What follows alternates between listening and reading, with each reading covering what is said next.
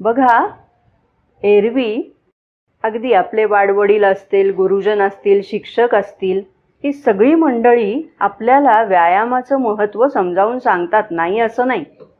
आपल्या शिक्षणामध्ये पण काही प्रमाणामध्ये त्याचा समावेश असतो. पण तेव्हा आपली त्याच्याकडे पाहण्याची दृष्टी काय असते? तर बहुधा आपण ते फारसं काही मनावर घेत नाही.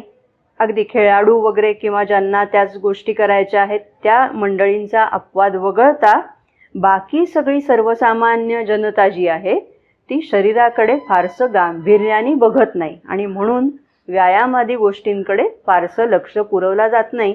एक प्रकारे त्याचा कंटाळाच केला जातो. परंतु आता जेव्हा आपल्याला हे लक्षात येतंय की हे शरीर किती महत्त्वाचं आहे, या शरीराविना मी काहीच करू शकत नाही, म्हणजे भौतिक जीवनातल्या इंद्रिय सुखोपभोगांचाच विचार असं नाही, तर अध्यात्म साधना म्हणून जी करायची आहे ती अध्यात्म साधना मी करू शकत नाही, माझी आध्यात्मिक उन्नती मी करून घेऊ शकत नाही शरीर नसेल तर. कारण चैत्य पुरुष हा शरीरामध्येच वास्तव्यास आहे. हे एकदा समजल्यानंतर मग त्या शरीराचं महत्त्व आपल्यालाही आता अधिक पटायला लागतंय, समजायला लागतंय आणि मग शरीराची हेळसांड न करण्याकडे आपला कल हळूहळू वाढत जाईल.